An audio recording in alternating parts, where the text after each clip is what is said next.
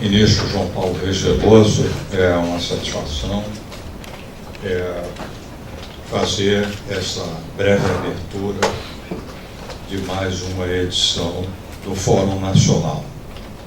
É para o PNS um privilégio poder hospedar, poder apoiar, tanto quanto mantenedor, quanto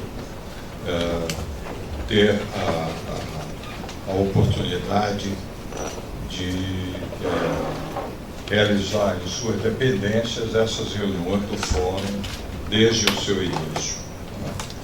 A contribuição do Fórum, a formulação de propostas, de reflexões sobre o desenvolvimento nacional é marcante, é uma relevante contribuição ao país. Eu quero, na verdade, dizer-lhe que o ministro presta um serviço público ao Brasil pela seu empenho, pela sua dedicação a essa tarefa do Fórum Nacional. Nesta edição, há um desafio especial nesta edição, que é pensar a busca do autocrescimento, a retomada do autocrescimento. Aliás, eu fiz aqui a falta de educação de não saudar os companheiros de mesa. Está aqui meus amigos Cláudio, o Dr. Nelson Brasil, Cadeira, Roberto, me desculpem. Mas essa provocação, retomando a provocação sobre o autocrescimento, me instigou a dizer algumas palavras sobre autocrescimento no momento em que a instabilidade política e as dificuldades fiscais, que são reais,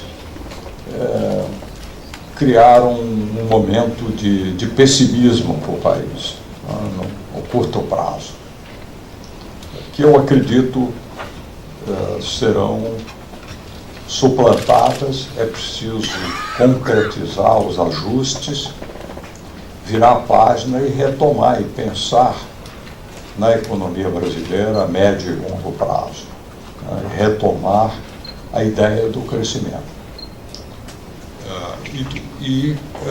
O que significaria autocrescimento nesse momento? Essa é uma pergunta interessante. Certamente o Brasil teve um longo período de autocrescimento. Do fim da Segunda Guerra Mundial até 1980, o Brasil foi a economia em desenvolvimento que mais cresceu, com uma taxa anual média de 7,5% ao ano, o que é uma média para um período longo, expressiva, e era a época, neste período, a economia que mais cresceu. Então, tivemos um longo período de alto crescimento. Seria essa taxa, certamente, que essa taxa, considerado o contexto demográfico atual, seria uma taxa de difícil consecução. Nós temos que levar em conta que o Brasil vem passando por uma transição demográfica muito rápida, e isso tem se refletido numa redução da taxa de crescimento demográfico. E como a taxa de crescimento demográfico que vem caindo rapidamente, demora um espaço de uma geração para se transmitir para a taxa de crescimento da população em idade de trabalho, a chamada população em idade ativa. Não obstante, à medida em que o tempo vem passando, a expectativa é de que a desaceleração, que já está em curso, do crescimento da população em idade ativa né, ocorra nos próximos 15 anos. A população em idade ativa vem crescendo nos últimos 15 anos, até de 2000 a 2015, a 1,6 ao ano, refletindo já uma redução na taxa de crescimento demográfico do Brasil. Essa taxa no passado, nos anos 70, crescia 2,5, 2,7 ao ano, a taxa de crescimento da população em idade de trabalho. Ela já desacelerou e ela pode desacelerar, a tendência a desacelerar nos próximos 15 anos para algo entre 0,5% e 0,6% ao ano. Então haverá uma desaceleração da taxa de crescimento da população em idade ativa na medida em que a taxa de crescimento populacional vem também se reduzindo para em torno de 0,5% nos próximos 15 anos. Então essa tendência nos leva a repensar o que seria uma taxa alta de crescimento para o Brasil.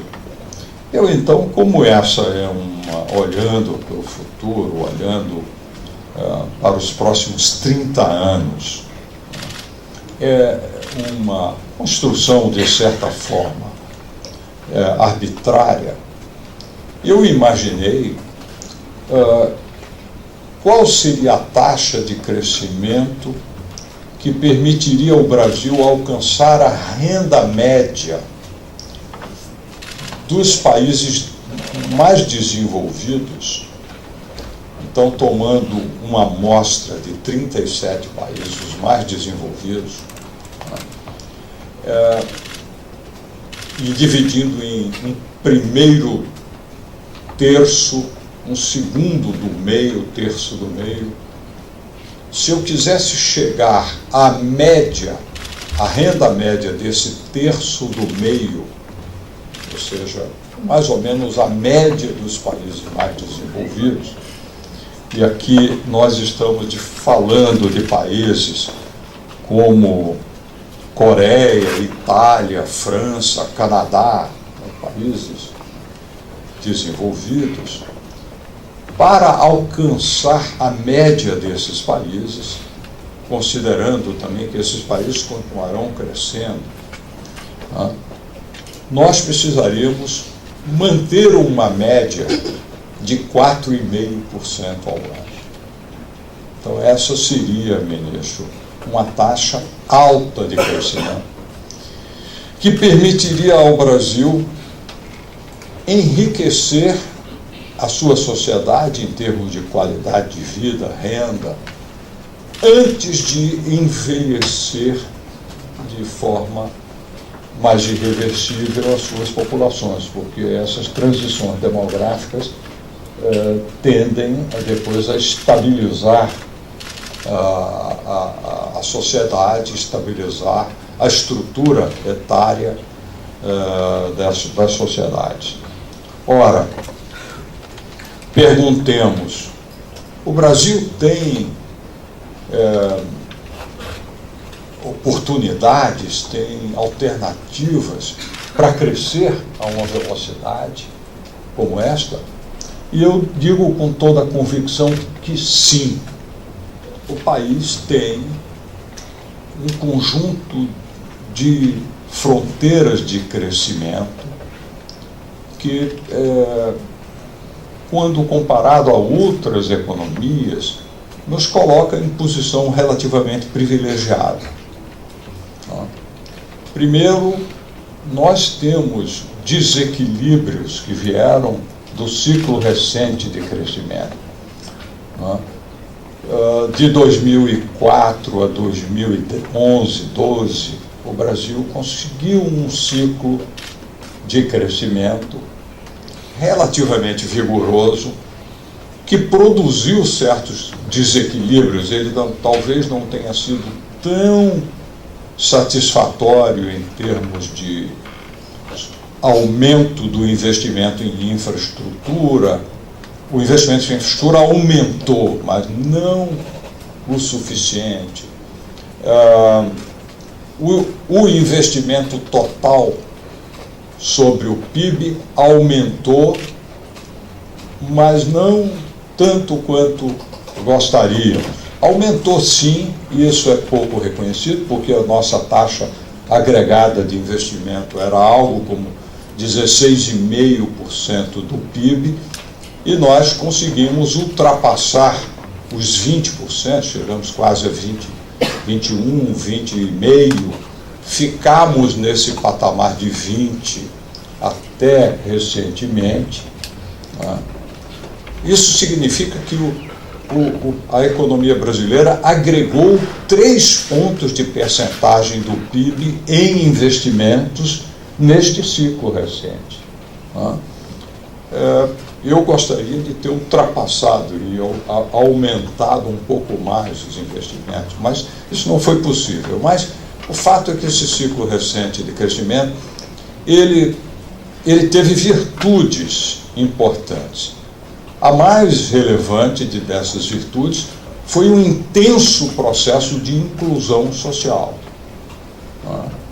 Um processo de redistribuição de renda e de acesso e de pressão sobre os serviços públicos em geral. Gerou desequilíbrios. Esses desequilíbrios, na verdade, são oportunidades. Nós precisamos acelerar os investimentos em infraestrutura, é um consenso. Acelerar os investimentos em infraestrutura é uma oportunidade, é uma fronteira de investimento relevante em várias áreas que abre a possibilidade de desenvolver cadeias supridoras de equipamentos, engenharia, bens de capital, serviços. Há um conjunto de oportunidades. Há o nosso agronegócio, que é inigualavelmente competitivo e, apesar da piora dos preços internacionais, continua sendo um vetor de crescimento para a economia. E, num contexto em que a indústria perdeu peso neste ciclo, em parte por longos períodos de apreciação da taxa de câmbio, um outro desequilíbrio surgiu, que foi o déficit elevado na conta comercial de manufaturas, contribuindo para ampliar o déficit em conta corrente para níveis além da prudência. Então há necessidade de correção.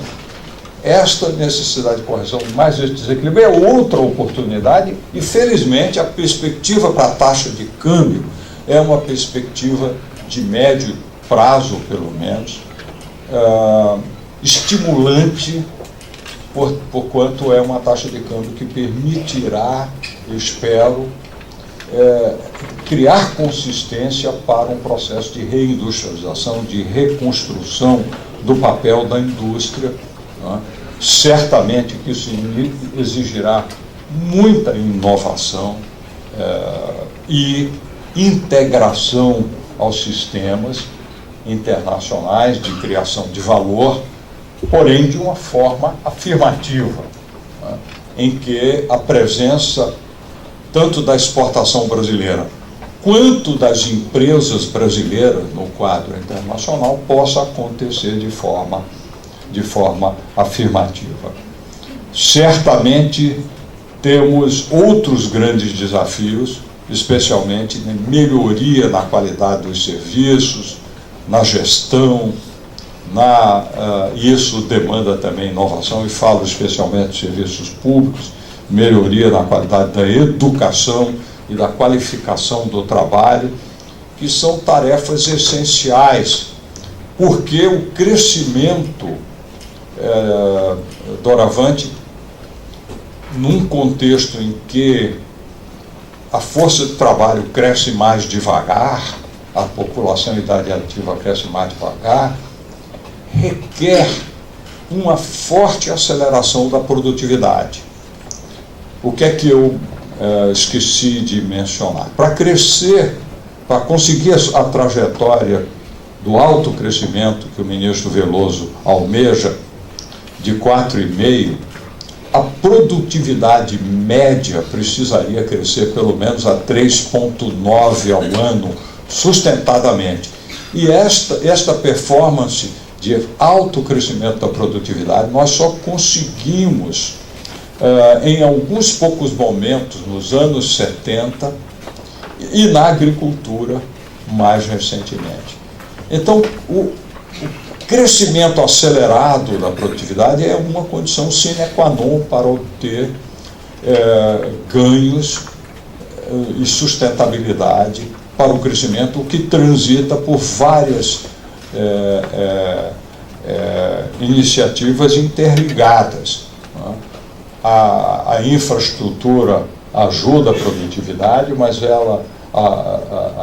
a indústria pode ajudar a acelerar o crescimento da produtividade, mais automação, mas isso significa e exige mais qualificação, mais preparação do trabalho para tecnologias avançadas de automação e de sofisticação, especialmente na prestação de serviço. Mas, ministro, esse já exagero o meu direito de fazer uma breve abertura.